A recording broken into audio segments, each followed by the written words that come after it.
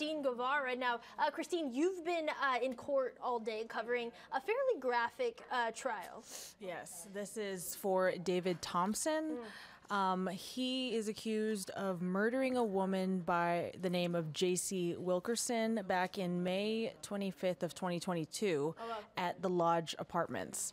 If you're familiar with the area, that is on Broadway next to the post office, right across from the cemetery. Yes. On Broadway, yeah. So, over there by Target, there's a lot of shopping. That new Hawaiian actually Brothers down more, further. actually closer north. Oh, okay. Like, you know the cemetery here? Yes. Like going down Broadway? Yes, that yes. one. Okay, I got you. And so, yeah, this is a pretty graphic case, a scene. We have heard so far from detectives, investigators with the Tyler Police Department who recalled that day when they were called to the scene. And they saw, when they walked in, they immediately saw the victim on the floor. She was naked with a pool of blood. And just blood spatter everywhere. I kept hearing that. Blood everywhere. Ceiling, wall, floor. And he's accused of using a machete to kill her. I walked in a little bit late in the trial. I didn't get to hear opening arguments, but from what I'm hearing in the trial so far is that they apparently had a relationship together.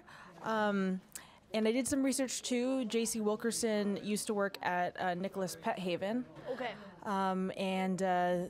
She was 40 years old when she passed, and he is like 49 or so. Okay. So, an age difference. But the defense is kind of arguing, from what I'm hearing, is that this could possibly be a crime of passion. Okay. Personal murder attack. Yeah, personal relationship in a way. Awry. Yes. Okay. And so kind of back to what witnesses have been talking about, what they've seen. As we said, the blood, even trails of blood to the bedroom. Man. They collected a firearm. Okay. Ammunition. They found the machete on the bed. Okay. They also found some drugs. All right. Some marijuana, possibly some crystal meth, methamphetamine, as well as women's clothing. Okay. And they also found a wallet that is the suspect's. It had David Thompson's ID in the wallet. And from what I'm also hearing is that the only like female products in this apartment was simply just a female jewelry on a TV stand. So was it her apartment? We haven't actually confirmed anything, but from what from what I'm hearing is it sounds like it could possibly be David's apartment, and she was just there. That makes sense. Okay. Yeah, I mean, I could see how you get to that. Now, has there been any talk about if the gun was legally obtained, and are there regulations on machetes? I am not sure about that. Okay. I don't know either. But I mean, I don't want to assume anything. But right. Yeah. Absolutely. Yeah. But it's a good thing to kind of keep in the back of our heads as we move through this trial. I agree. Yeah. Now this is day one. Are you guys on a lunch break right now? Yeah. Okay. We're on a lunch break, but. Yeah, we've heard from multiple investigators, and so after they have kind of processed the scene, took their pictures, all that stuff, there were more tasks involved the next few days. June 3rd or so, they were asked to go obtain search cell phones in the Van Zandt County area, as well as this County Road 1134. Oh, wow. I don't know if that is still in Tyler. It's kind of like where Lago del Pino is, from what I'm hearing, to find 3 cell phones.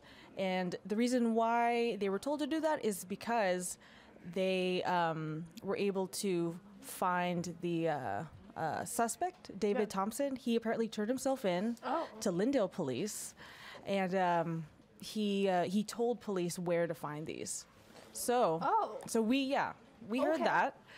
It's kind of like, I don't really know like the bridge, right? But we're just kind of piecing like the scene, the day of the crime. But he willingly turned himself in to authorities and is being cooperative in the investigation thus far. Exactly, yeah. That we know of thus far, right? So, okay, so some details that are coming into light. We don't really know how it all comes together, but that's just because it's day one. And so as it continues forward, they kind of flesh out the story a little bit more for the jury, and then we'll be able to get a little bit extra of the pieces all put together. Is that right? Right. Okay, cool. So they found the cell phones, 3 cell phones, kind of like, obviously this isn't near the crime. Right. This isn't like it was taken to a secondary location. Right. Yeah.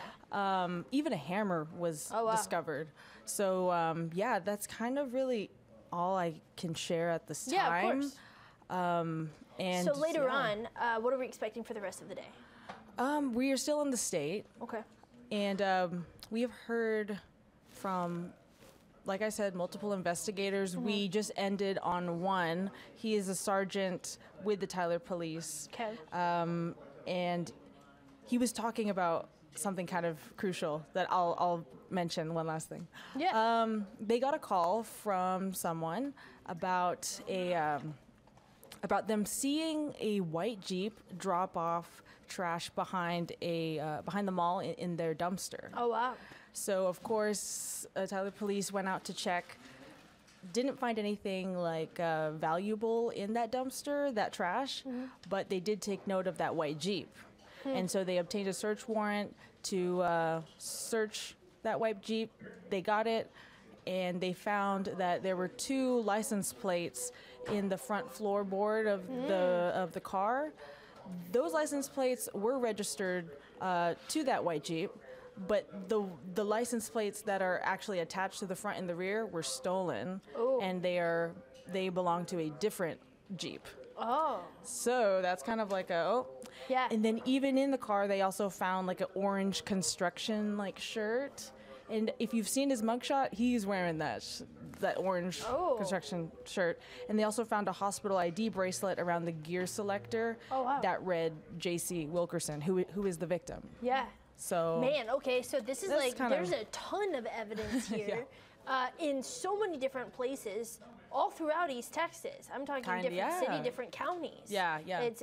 That's so interesting. And so, again, it is a violent crime, an alleged crime of passion that we're going to continue to cover in a way that's respectful, and also be able to give you the most informative step-by-step process of what the jury is hearing. And that way, just trying to give you a look inside that courtroom. Christine, you got to get back. I know you got to finish the day and take a lunch break, legitimately a lunch break while you're at it. But we do look forward to hearing the rest of the update later on today. Of course, yes. Yeah, absolutely. Thank you, Devin. Thanks for stepping by. Of course. Stepping